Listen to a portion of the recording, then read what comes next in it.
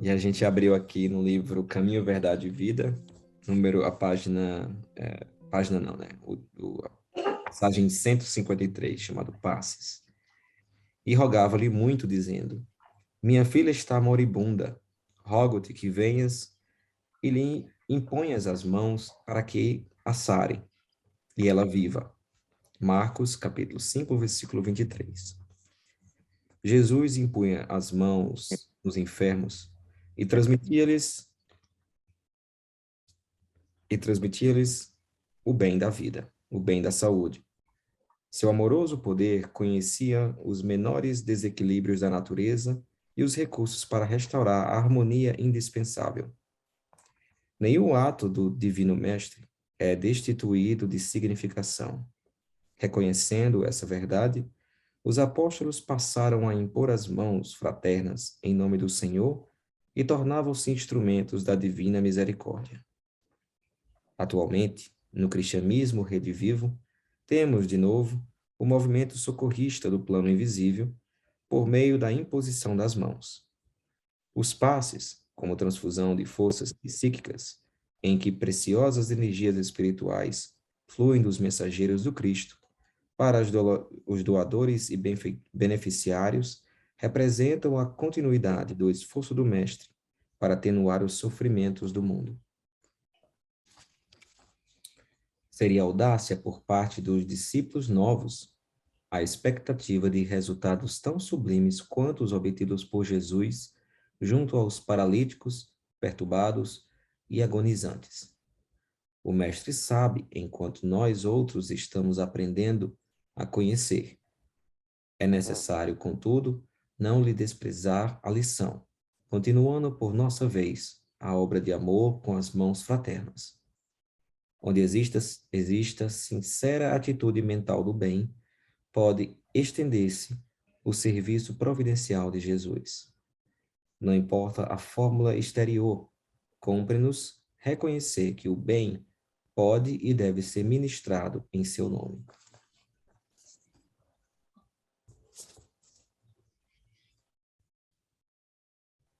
Mestre amado Jesus, agradecemos por mais um dia, mais um estudo.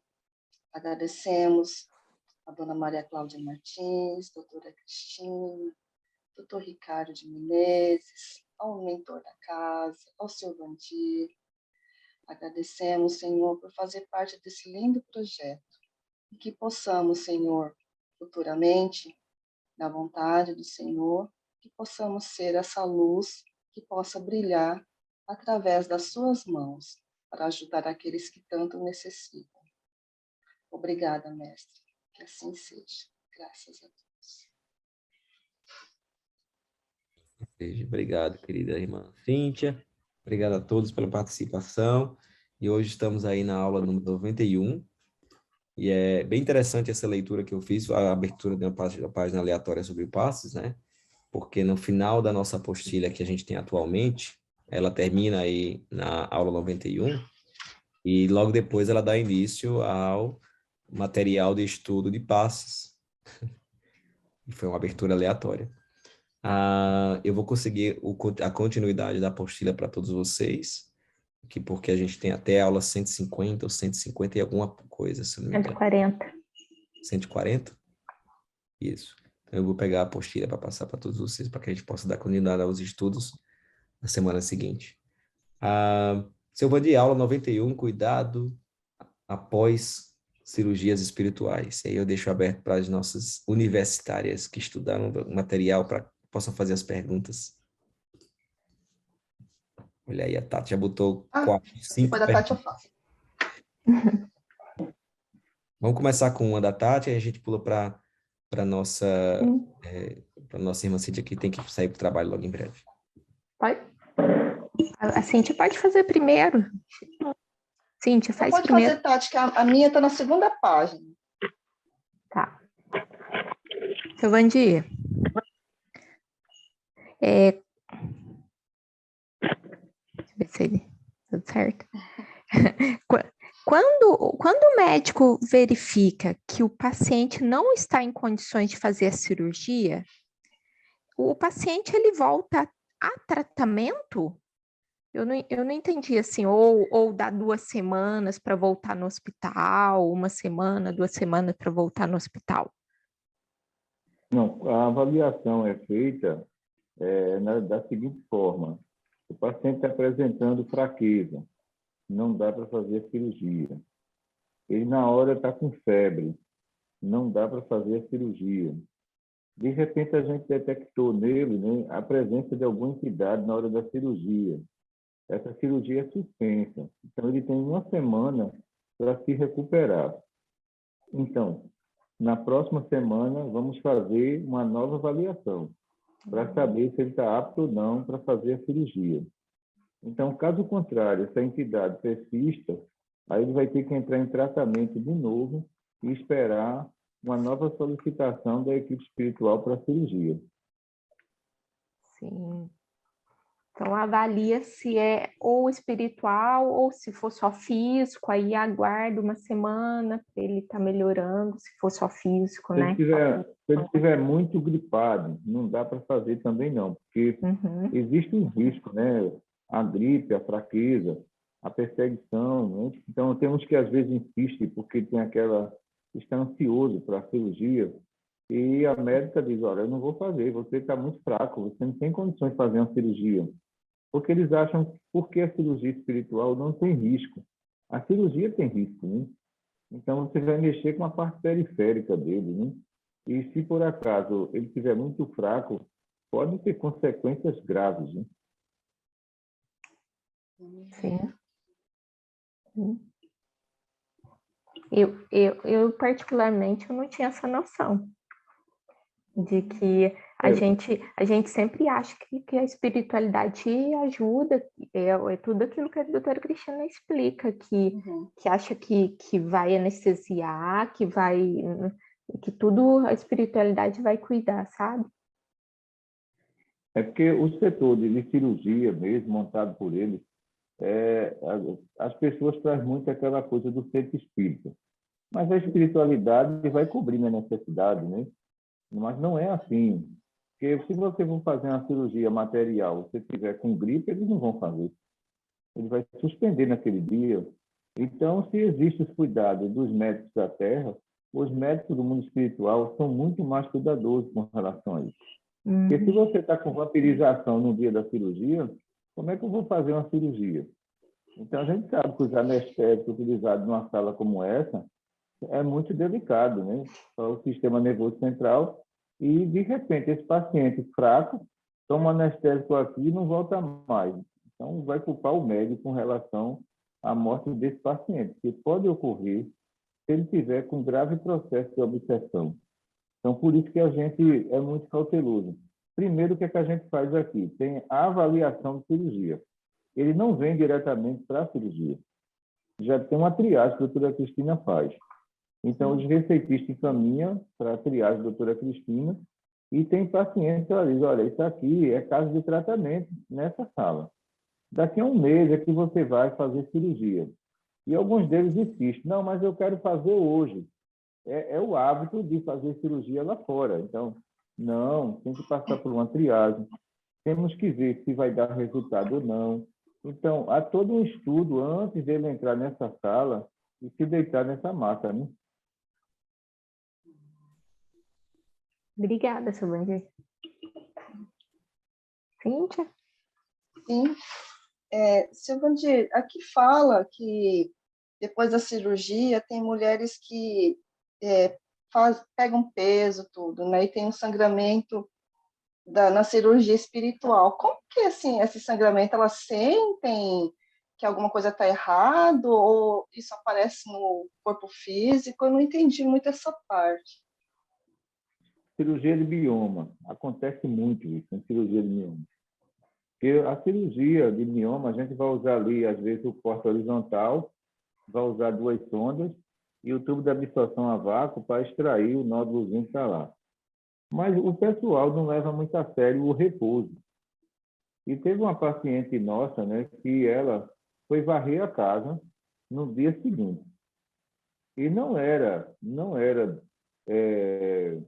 assim, data da menstruação dela. E o sangue não tinha nada a ver com o sangue menstrual. E, de repente, quando ela viu, desceu aquele sangue pela perna. Inchou o abdômen dela e ela veio para a revisão. A médica disse, você foi fazer esforço? Fiz, eu fui varrer a casa. Como é que pode? Eu não disse a você que era 24 horas, você de repouso? Então, eles não obedecem. Tem uns que saem de uma sala de cirurgia e vai para um shopping. E daqui a pouco tá o meu zap lá. Olha, fulano está aqui, doente, vomitando. Você está onde? Estou no shopping. Meu Deus do céu, não pode, criatura. A cirurgia foi à tarde. Você tem que estar em casa deitada. Então, por isso que ela colocou aí, nesse estudo, que houve esse estado de hemorragia pós-cirurgia, mas essa cirurgia foi de útero, né? Cirurgia neurológica, a gente fala, olha, fique em casa, não vai fazer esforço. Aí o paciente vai ter uma tontura. Aí daqui a pouco o povo está, olha, a cirurgia aqui deu errado. Não, não deu errado, foi repouso. Você não teve repouso. Você tem que ficar deitado. Então, eles não medem as consequências da cirurgia espiritual, não. Ah, entendi. Ah, então a pessoa sente, né, que nesse for do sangramento, né? Ah, Sente o corte também, muito sente o corte. E, às vezes, não tem cuidado nenhum. Aí, daqui a pouco, no lugar daquele corte ali, está sentindo dor, ardência, entendeu? Então, é interessante que eles têm que pagar para ver, né? Tem que pagar. Então, a responsabilidade aí também é do paciente, porque no nosso trabalho é muito organizado. Depois da cirurgia, nós temos uma equipe para orientar aí fora todos os cuidados pós-cirurgia. Ninguém aqui sai leigo, entendeu? O paciente poderia dizer assim, eu fiz isso porque você não explicou. Não, a gente termina 8 cirurgias, tem 8 cadeiras lá, e o pessoal está explicando a eles todo o procedimento que eles vão fazer em casa. E ainda faz errado, né? Eu tenho uma dúvida. A gente sabe que dentro dos nossos lares, né, nossas casas, algumas pessoas têm até família grande, 3 filhos.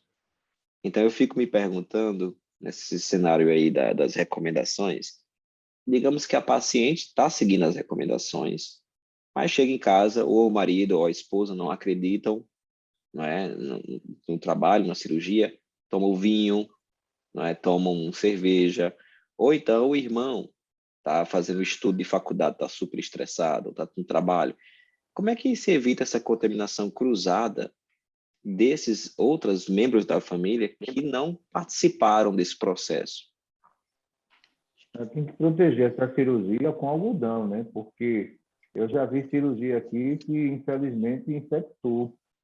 E a dor é muito grande. E nos aparelhos a gente vê a cirurgia aberta. A cirurgia está aberta. Aí a gente observa e diz, olha, isso foi algum exagero, né? Foi exagero. Então, aí você vai ter que recompor aquilo ali. Ó, já é outro tratamento, vai dar um trabalho enorme. Você vai ter que recompor com ectoplasma, para esse ectoplasma preencher aquele espaço onde a cirurgia abriu. E o paciente ele tem que tomar consciência. Então, se existe alguém lá desajustado, ele fique no quarto dele, fique longe daquela situação. Mas tem uns que teve um aqui mesmo que fez a cirurgia na segunda-feira, foi brigar com o marido. Quase que morre de dor. Aí, quando foi no domingo, veio se queixar. Eu disse, olha, você se estressou, me estressei, e muito, olha aí. Então, nós não podemos cobrar do médico espiritual. Porque, infelizmente, as pessoas têm assim, né? Cirurgia é aquilo que eu vou fazer, mas que eu não tenho compromisso nem precaução nenhuma. Não é nada disso. Principalmente você, quando mexe com esse número de aparelhos aqui dentro, para você fazer cirurgia, a coisa é muito séria, né? O aparelho, tem aparelho que a gente vê que o paciente é tão materializado que quando vai dar o corte, fica saindo faísca em cima, de tão rígido que é o periférico dele. Aí você imagina um paciente desse que não tiver 24 horas de repouso, o que pode ocorrer com ele, né? O senhor mencionou ali no começo, seu Vandir, a respeito do algodão. O senhor disse que tem que proteger a cirurgia com algodão. O senhor pode dar um exemplo de como é que se protege essa cirurgia com algodão? Pronto, se eu fizer uma cirurgia de laringe, eu usei aqui a sonda de 3 vias, que é uma sondazinha que pega aqui na região, é cirurgia de tireoide. Essa sonda pega nessa região, só fica 3 perfuraçãozinhas. Então, ali ele bota o algodão ali para proteger. Porque aqui nós não podemos fazer nenhum curativo, porque todo o procedimento de curativo já é feito na hora. Mas o paciente desmancha lá fora, entendeu? Vai ficar com E isso aquele 24 horas, né? aquele curativo ali, que foi feito aqui pelas equipes, ele dura uma semana. Mas ele pode ser destruído num dia só, né? Pela vibração do paciente. Então, esse paciente, ele pode colocar o algodão para proteger, porque se pegar no algodão, não vai pegar no curativo, evita essa distorção. Você ia fazer uma pergunta, não era, querido? Hein? Acho que a Cintia ia fazer uma pergunta, né? Não, o meu tá na terceira página, não sei se eu posso fazer. Ah, então vamos voltar ali para a Tati, que está no comecinho ainda. Vamos lá. O seu Vandi, sobre o anestésico, eu fiquei um pouco em dúvida quando fala assim que ela insere um ml para ver a sensibilidade do paciente, ou essa. Aí ela fala assim: porque se colocar 10 ml, o paciente ele desmaia, não sei se foi essa palavra que usou, se é desmaio, né? Então, ou essa quantidade que é usada em cada paciente é prescrita, assim, pelo médico espiritual, ou é os aparelhos que definem de acordo com a vibração do paciente? Vê só, Tati, essa metodologia já não se usa mais, já se avançou, tá entendendo? Isso aí foi no início, há mais ou menos o quê? Há 10 anos atrás, se utilizava, tá entendendo? Agora, só que a medida de um não era de outro. E não havia prescrição. Quem fazia na hora era o médico espiritual. Mas hoje, numa sala dessa com 8 pacientes e a parte robótica, a gente não precisa fazer mais nada. Sob o comando de voz, já se faz tudo, né? Então, quando a gente fala de início, eles vão ter que dar aqui o jato asséptico, né? Então, esse jato asséptico, a gente sabe que é para limpar todo o perispírito periférico. A questão da anestesia, já vem um aparelho e, de acordo com cada paciente, esse aparelho ele vai aplicando a dosagem. Por quê? Tem muito paciente que vai sair daqui dirigindo e ele tem 1h30 para chegar em casa, né? Porque o efeito dessa anestesia, depois que ela passa, ele pode incomodar, ele pode sentir dores, mal-estar, tontura. Então, esse efeito é de 1h30. Mas isso já é feito, né, já muito mais avançado, já é feito por aparelhos espirituais.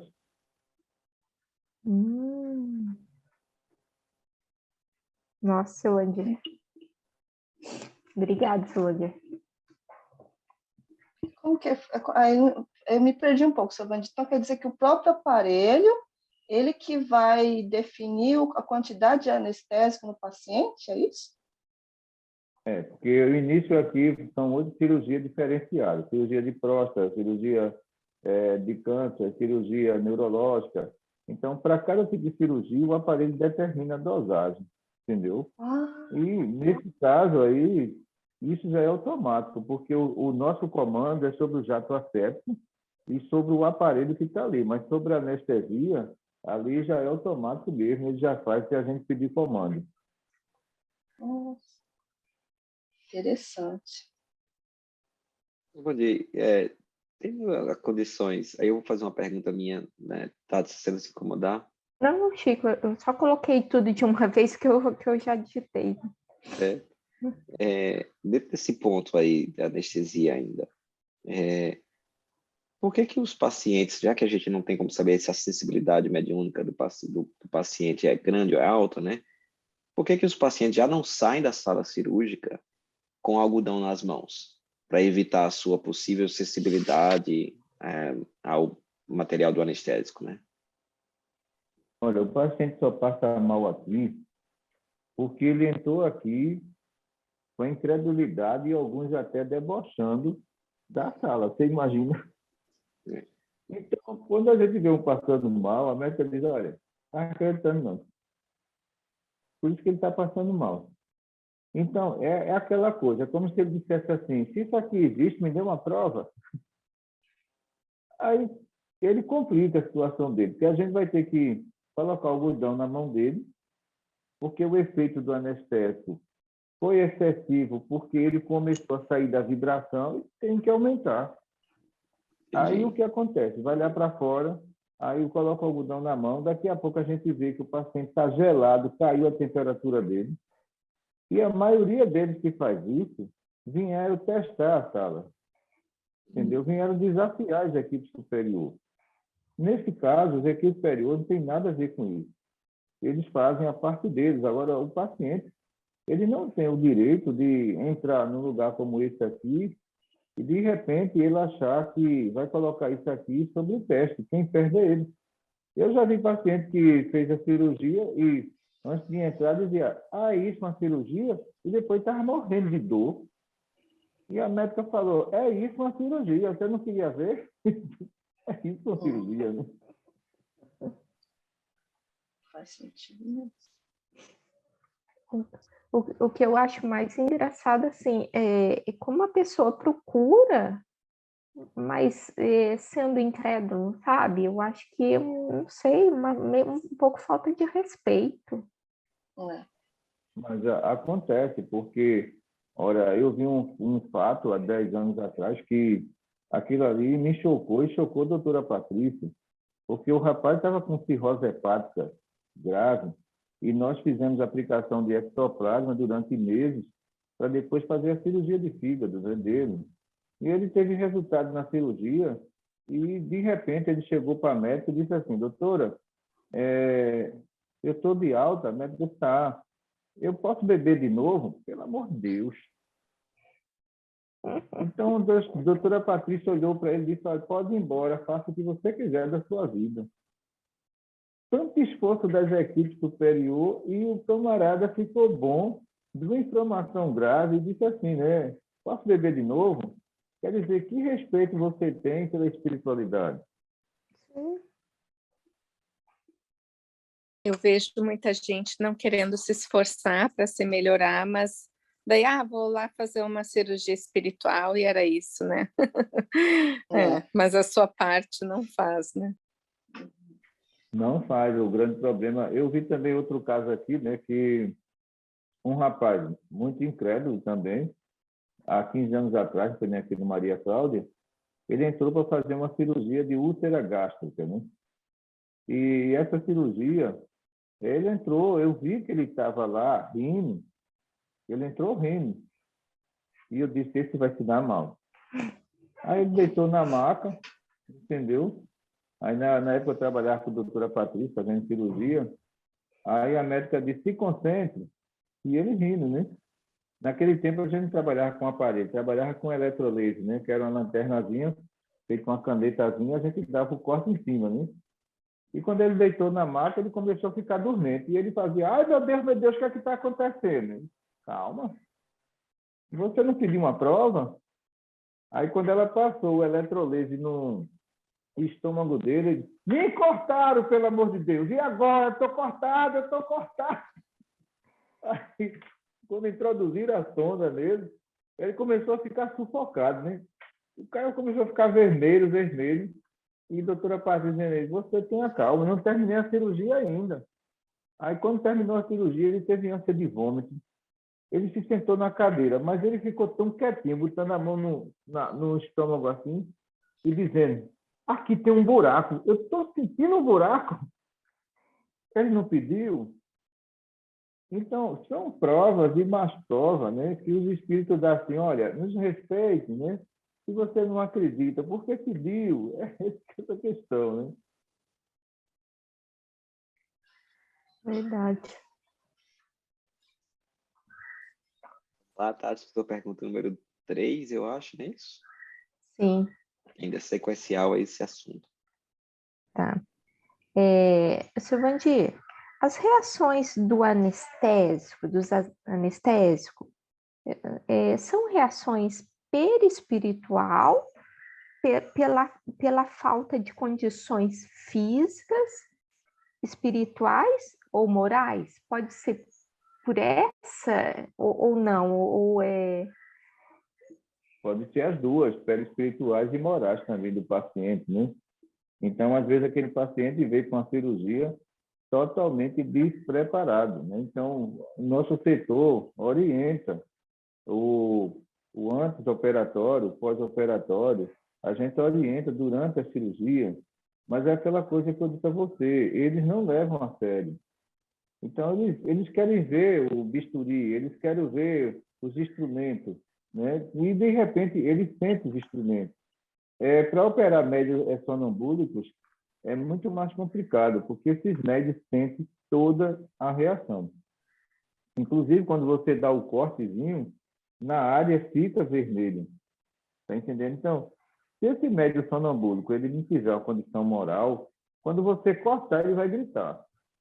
Porque a condição dele não vai ser do anestésico absorver, mas a gente vai ter que aumentar o anestésico para ele não sentir dor. Mesmo assim, ele sente. Por quê? O processo de moralidade do sonâmbulo, né? Então, o sonâmbulo ele tem que ter o dobro, o triplo da moral de qualquer médium, devido à mediunidade que ele tem, os riscos que ele corre. E muitos pagam para ver, e eu já vi muitos se dando mal em cirurgia, viu? Só tirar uma dúvida com relação aos próprios trabalhadores, eu acho que vai ser de interesse de todos que estão aqui. Se nós estivermos precisando passar por uma cirurgia, a gente sabe que o procedimento leva até 3 meses, né? Para um trabalhador ou uma pessoa comum que visita o hospital. E para nós, trabalhadores que viemos, que podemos viajar, ou temos a condições de, lá na frente, viajar para o Brasil e estiver precisando de uma cirurgia, qual é o procedimento? Qual o tempo que é necessário para que a gente esteja aí, né? No hospital aí perto ou junto com a doutora Cristina nos trabalhos, para que a gente possa ter a oportunidade de participar ou de... Eu acredito que em 2 semanas dá para a gente fazer, né? Porque você faz o tratamento uma semana na quinta, a outra faz no domingo à tarde, que a gente está aqui, e no próximo domingo você já vai fazer a cirurgia. Vocês são trabalhadores, né? A regra aí é diferente, vocês estão distantes, entendeu? Existe caso de trabalhador que já está aqui também há muito tempo, que ele não espera esse tempo todo, né? Então, a gente já conhece ele, a condição dele, então isso é muito mais rápido para ele. Acho que foi enriquecedor essa pergunta para todos nós, né? Quando a gente precisar. Vamos lá, então. Tati, pergunta número 4.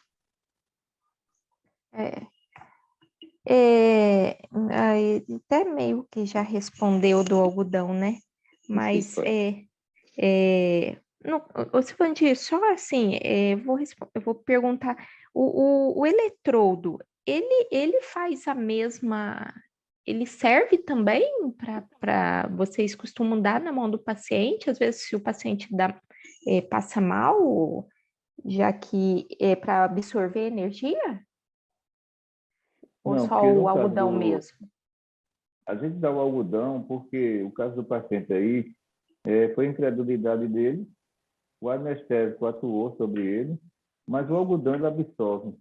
E por que ele vai absorvendo? Porque é ectoplasma. O processo anestésico, a substância utilizada é o ectoplasma, não é o eletromagnetismo, entendeu? Ah, sim. Se a gente for usar o eletromagnetismo, ele é muito mais forte. A gente vê muito paciente desmaiando, né? Aí, por isso que a gente utiliza mais aqui o ectoplasma.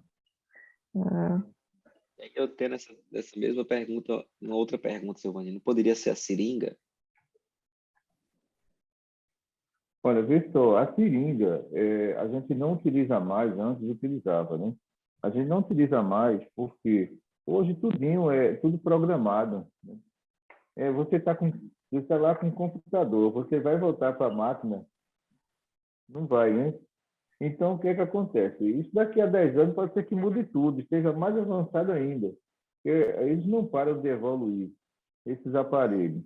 Então, isso quer dizer que, se nós temos o celular, vamos voltar para o rádio amador, nós não podemos. Temos que continuar aí com o celular. Então, tudo isso é evolução. Então, tudo aquilo que a gente utilizou ficou como algo histórico, de material que nós utilizamos, mas que para hoje não serve mais.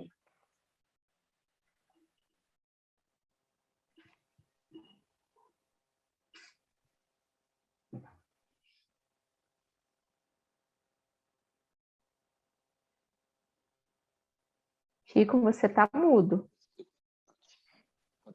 Acontece com todo mundo. Você pergunta número 5, Agora, querida? É a minha? Sim? Posso fazer? Ninguém mais tem pergunta, Cíntia? Eu acho tenho que um, ainda... eu faço Pode depois da fazer, Tati. Cíntia. Pode fazer, querida. Que você tá para ir embora, né? Já, já. Então vai. Então tá.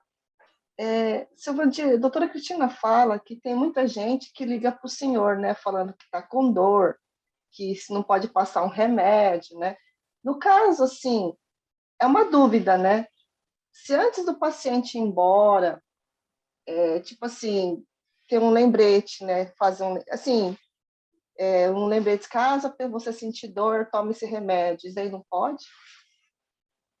não, porque aí já é área médica material.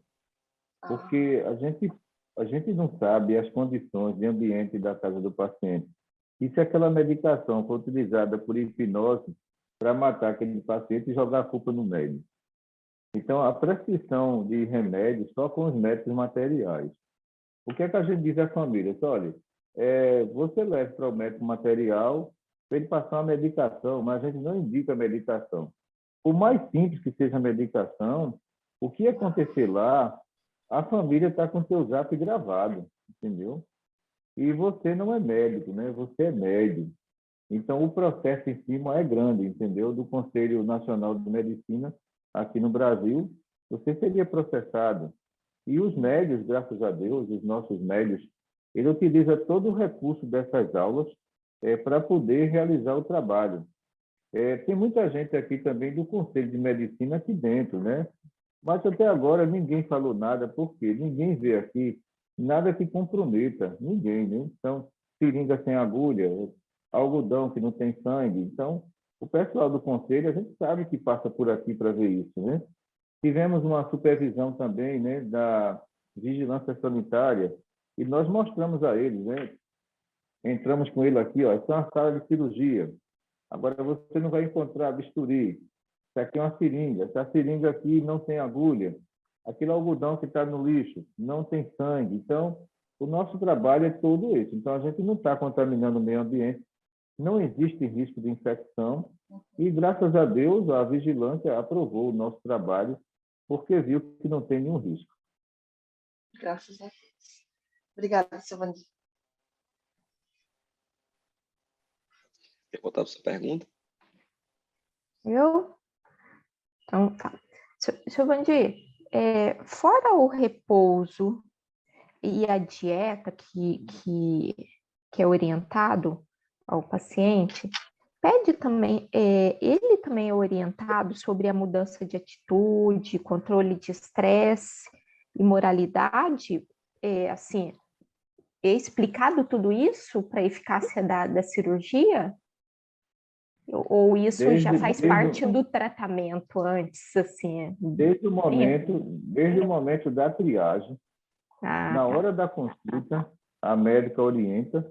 Então, nenhum paciente ele pode dizer assim, eu não fui orientado, a triagem orienta. Sim. Porque quando você vai fazer a triagem aqui, o grupo jovem é responsável por orientar todas as pessoas que estão ali. Então, a gente tem uma média aqui de 30 triagens no sábado e 50 triagens no domingo, né? Então, a média é mais ou menos de 80 pessoas aqui. Mas todas essas 80 pessoas, elas são conscientes do que não devem fazer lá fora. Quando vem para a consulta, já com o médico espiritual, a gente vê lá, motivo da consulta, bebida alcoólica, né? Droga. Ele já é orientado aqui também. Quando ele chega na cirurgia, ele já tem que chegar consciente da melhora dele. Uhum. Obrigada, Silvandi. Eu vou entrar depois patologia, Silvandi, porque a doutora Cristina mencionou ali a cirurgia de baço. Ela, eu sei que já foi mencionado anteriormente, mas eu me esqueci, não sei se vocês se esqueceram, mas ela é vinculada a que patologia, Silvandi? A patologia, a cirurgia de baço, a gente faz muito em leucemia, cirurgia de baço, para aumentar a imunidade, entendeu? A gente vai muito ali, uma condição de infecção persistente no organismo, a gente vai muito lá no baço também para melhorar isso, porque ali ele está interligado ao esplênico. E essa ligação dele com o esplênico, a gente sabe que foi interrompida. Então, por isso que esse paciente teve essa lesão lá. Então, essa cirurgia de baço, a gente pode utilizar ali a sonda de ponta laser, que é uma sondazinha, que ela tem uma luzinha, e é introduzida ali para fazer toda essa correção daquela região. E depois nós podemos utilizar ali o fotolaser, né? O fotolaser é um aparelhozinho de cor azul, ele fica em cima do baço disparando um raiozinho azul para fazer a recomposição periférica ali e também eliminar qualquer tipo de bactéria espiritual e vírus que se encontra ali. Então, esse aparelho é usado aqui praticamente quase em toda a cirurgia, que ele é muito eficiente. Obrigado. Alguém tem mais alguma dúvida com relação a cirurgias e patologias?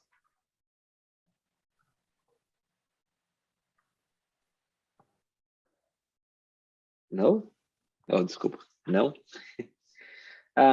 Silvandi, o senhor mencionou no começo, aliás, umas 2 aulas atrás, que uma das cirurgias mais comuns é a cirurgia de coluna, né? E eu fiquei na dúvida de saber quais são os sintomas ou as dores que os pacientes sentem que são comuns na cirurgia de coluna, pós-cirurgia, né, no caso. Pós-cirurgia. Então, existe tratamento para a coluna e existe a cirurgia de coluna. Se essa coluna está muito danificada, ele vai passar aqui 90 dias em tratamento, para depois ir para a cirurgia. Porque a gente vê muitos casos aqui de hérnia de disco, né? Então, muitos casos. E também a gente vê também pacientes com osteoporose e artrose. Aí é mais complicado, porque é como se você fosse montar outra coluna. Mas os resultados, graças a Deus, nessa cirurgia, são muito grandes os resultados. Agora, o que a gente mais percebe nos pacientes portadores de doença de coluna é a pressa que eles acham que a gente tem que fazer essa cirurgia. E quando você vai para fazer o exame aqui, assim, olha, isso não vai dar para fazer cirurgia, não. Vai ter que passar 3 meses em tratamento para depois solicitar. Pós-cirurgia, o que é que ele sente? Ele sente ardência nas costas, entendeu? Essas dores sem repouso, ela aumenta, porque geralmente na cirurgia a gente pode utilizar também aquilo que a gente falou na outra aula, né? 12 cálcio sintético. No caso desse paciente que está aí com osteoporose ou artrose. Então, esse materialzinho, a gente pode dizer, ele é feito uma borrachazinha sintética, né? Muito parecido com a borracha sintética, onde o aparelho vai afastando o disco e vai introduzindo. Um afasta e outro vai introduzindo aquilo ali. Aí depois a médica aplica o ectoplasma para fazer o enxerto todinho naquela coluna. A gente tem obtido muito resultado. Agora, tem outra circunstância, que é o excesso de peso. O paciente é obeso. Então, o que a gente diz? Olha, você não vai ter resultado nessa cirurgia. Aí já entra a nutricionista. Você vai ter que procurar nutricionista, fazer dieta, fazer exercício, para daqui a 90 dias você fazer a cirurgia.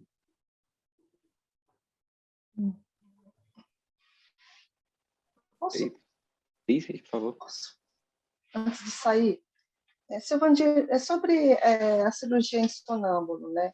Se de repente vai um paciente que é sonâmbulo, mas ele não sabe que é sonâmbulo, e no caso, a doutora Cristina já na consulta, a primeira vez que ela vê o paciente, ela já vê que o paciente é sonâmbulo antes de fazer a cirurgia?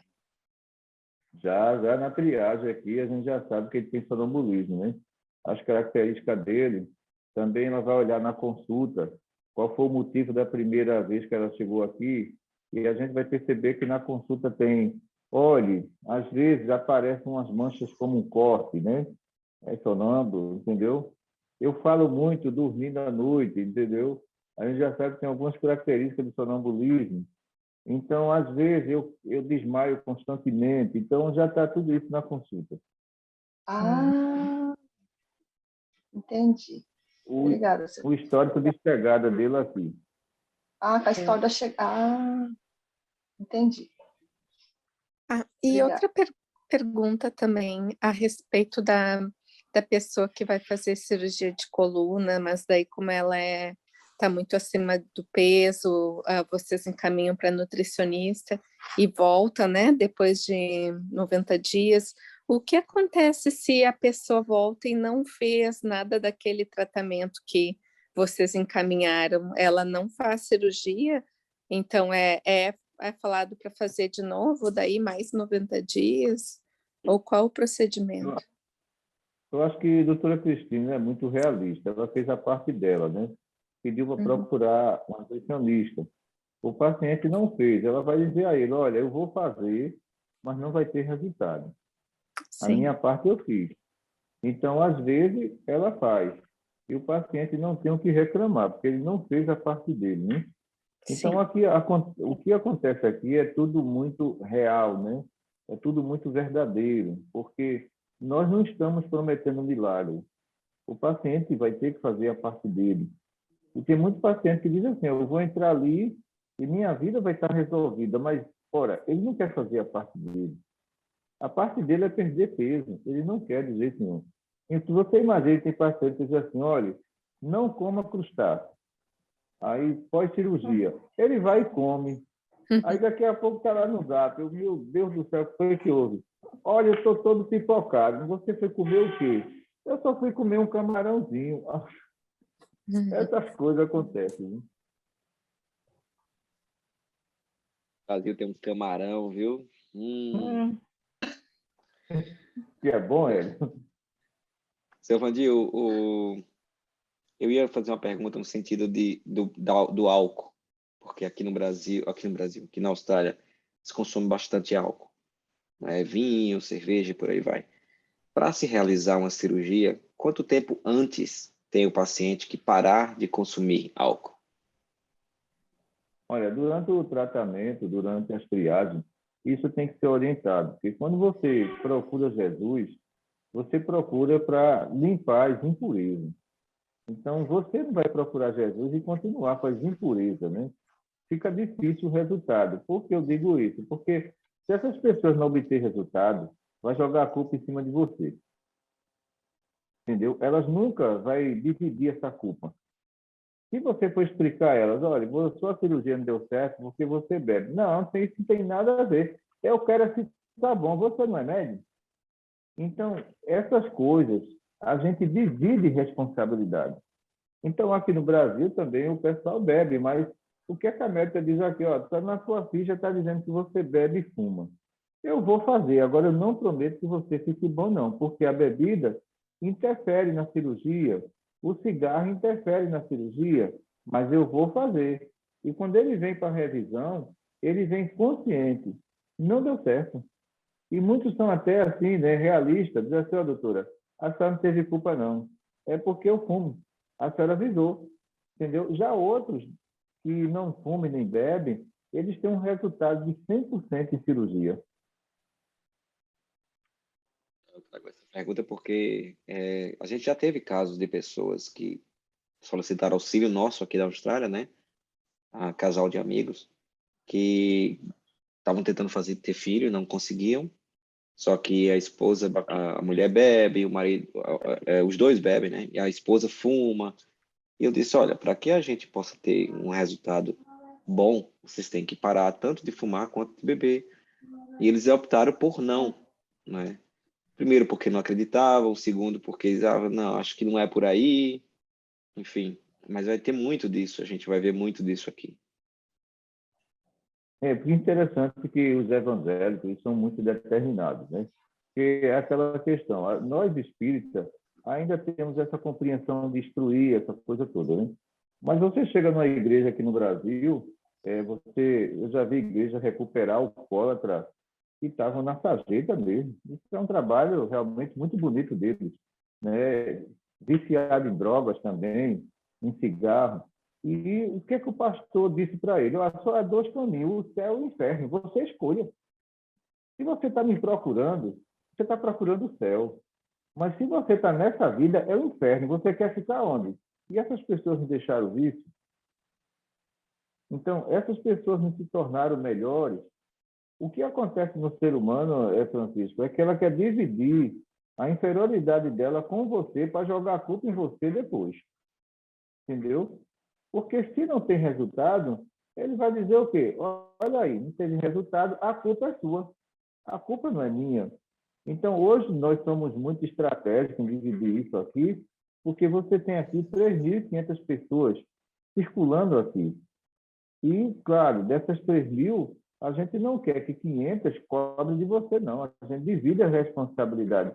Na primeira vez de consulta aqui, o que é que a gente escuta aqui? Doutora, a senhora vai resolver o meu problema agora. Olha a pergunta. E ela faz, não. Eu vou lhe instruir como resolver seu problema. Então, é você que vai resolver seu problema. Eu só vou instruir. Veja que o paciente, ele é muito esperto. Ele quer jogar já para cima do médico espiritual. Tem outros que dizem assim, resolva a minha vida. É assim a consulta. Resolver sua vida? Como resolver sua vida? Eu vou instruir a sua vida, é diferente, entendeu? Então, essas coisas para o receituário é um perigo, porque essas pessoas, elas querem procurar alguém para jogar o fracasso, entendeu? Todo tipo de fracasso. E vai jogar isso aonde? Vai jogar no médio que está recebendo o médico, né? Então, é interessante que com a doutora Cristina aqui não tem brecha não, viu? Não tem brecha não. Ela fecha mesmo. A gente tem mais uma pergunta, mas é mais particular da Tati, se a senhora não se incomodar. Não, pode ser sim. Giovanni, é uma irmã minha, ela tá com uma gravidez ectópica e vai ter que retirar o óvulo. Existe, já passou alguém fazendo algum tratamento aí para esse tipo de caso? Existe? Pode, porque as gravidez, né, tubária, que chama também, é Sim. relacionada ao quê? O plexo genético, ele travou. Quando ele trava, não é a evolução da gravidez, entendeu? Então, houve caso aqui que nós utilizamos tratamento e cirurgia espiritual e, graças a Deus, resolveu, entendeu? Mas aí a gente vê que o merecimento de um não é merecimento de outro, é todos os casos que não resolvem. Mas o que acontece aí, né? Teria que ser levado para essa sala, utilizado ali o aparelho que é rotação de plexo genético sentido horário, porque provavelmente o plexo dela está girando no sentido anti-horário. Sim. Significa que ela não vai resolver isso. Pode ser que em outra gestação aconteça outra coisa lá, complicadíssima. Quando acontece isso, existe um excesso de eletromagnetismo, ou no plexo do marido, ou no plexo da mulher. Então, o que é que a gente faz aqui? A gente chama os dois para o exame, né? E quando a gente observa no exame, o plexo do marido, ele tem um excesso de eletromagnetismo, que às vezes a médica não diz, né? Para não causar problema. Mas aquele excesso de eletromagnetismo é da amante. Não é dela. Por isso que essa energia diferenciada travou dela, porque não pertence a ela. Então, nesse ato sexual, toda a descarga foi dessa energia que ela absorveu da amante e jogou sobre ela. A gente não vai dizer isso aqui que vai dar em separação, a gente fica caladinho. Sim. Né? Não vai falar isso. Mas a gente identifica, aquela energia não é dela, porque a gente que tem percepção energética, a gente vai olhar no genético dela e dizer, ó, essa energia aqui não é dela. Vamos agora no dele. E quando chega, bate exato. Aí quem está contaminando o genético dela é ele, por energias externas de mulheres que muitas vezes, né, em muitos casos, não sei esse, em muitos casos, que tem amante lá fora. Sim. No caso dela, Silvandia, vou falar para vocês, não conhecem, né? E ela já tem 3 filhos, e a última gravidez dela de gêmeos, né? Ela teve uma menina e depois os gêmeos. Ela, ela já estava separando do marido, descobriu que o marido tinha o amante, olha o que você vê. E só voltou por causa que ela estava grávida de gêmeos. Aí e não deu certo mesmo. Esse casamento, esse primeiro casamento não deu certo. Depois que ela ganhou os neném, ela separou mesmo, tudo. Mas teve esse problema muito grave nessa gravidez, nessa gestação dos gêmeos. Ela teve muito problema. E agora ela é evangélica, casou na igreja, casou com outro, tudo, e agora teve esse problema. Então eu falei, nossa, se ela não fosse evangélica, né, se pudesse fazer esse tratamento, talvez, ou eu pensei também que seria, né, a gestação de uma criança que não está querendo, né, nascer. Não, esse é o plexo genéticozinho lá que está travado. A outra Sim. circunstância que a gente usa assim em tratamento à distância, a gente pode usar o eletrodo no genético, na absorção. Está entendendo? Para ver se destrava. Em alguns casos, o eletrodo ele pode destravar também, porque essa energia aí não é ectoplasmática, né? Ela é eletromagnética. Sim. Só para Mas fica relembrar difícil? que só para relembrar que lá no hospital a gente, indiferente da religião, nós tratamos todas as pessoas de todas as religiões, sem vínculo, né, com o espiritismo. Muitas pessoas, e a doutora Cristina já falou isso lá, muitas pessoas chegam e dizem, posso continuar na minha religião? E a doutora Cristina, claro, não é mais uma questão de saúde mesmo. Sim. Eu não sei se eu falo, porque ela já vai fazer, sabe, a cirurgia já agora quinta-feira, você já é indicado, então já não vai ter Se essa mais gravidez tempo. estiver muito avançada, aí vai Não ter tá. que interromper mesmo. É, É muito avançada, né? ela tá com, eu acho que é semana só, algumas semanas, mas já fez tudo. Aí até perguntei para ela, já passou em vários médicos, já fizeram vários ultrassons, vários diagnósticos, não tem jeito mesmo, porque ela é evangélica, então não estava querendo tirar alguma coisa assim, mas não vai ter jeito mesmo. Vai ter que tirar, senão complica, né? Uhum. Então tá bom, Silvandir, obrigada pela informação. Obrigado por ter trazido a pergunta, Tati, para a nossa instrução. Foi muito bom. Eu pensei isso. Sim, claro. Bom, todos terminamos as perguntas, dúvidas? Então, Então tá bom. Seu Vandir, faz a nossa oraçãozinha então, a gente te agradece muito mais uma vez a sua oportunidade de participar conosco. Obrigado também a vocês, que as perguntas de vocês nos evoluem aqui, né? E o pessoal que está lá em rede social está gostando muito aí do estudo de vocês, né? Não perde um. Quando não posta as aulas, fica cobrando, mas a gente passa. Viu? Cadê as aulas da Austrália? Pois assim, informe a eles que eu vou mandar mais de 70 aulas agora, nas próximas semanas, viu? Porque eu estava atrasado em mandar por conta da quantidade de tarefa que eu estava tendo nas faculdades de noite. Mas eu vou agora enviar umas 70 aulas para eles aí, para poder postarem. Pronto. O pessoal daqui, o pessoal do interior também, os pacientes, olha, eu gosto muito das perguntas da Austrália, o pessoal está estudando. Né? Então, cabe a vocês pegar lá aquele conhecimento e colocar em prática também. Viu? Muita paz para vocês, muita luz. Vamos fazer a prece de encerramento. Senhor Jesus, que tua luz brilhe onde houver escuridão. Que teu amor seja derramado em nossos corações. Que venhamos, Senhor, a perseverar no bem, para tirar todos aqueles que se encontram nas estradas de pedras e espinhos. E em teu nome, divino Mestre, damos por encerrado o nosso estudo. Muita paz para todos.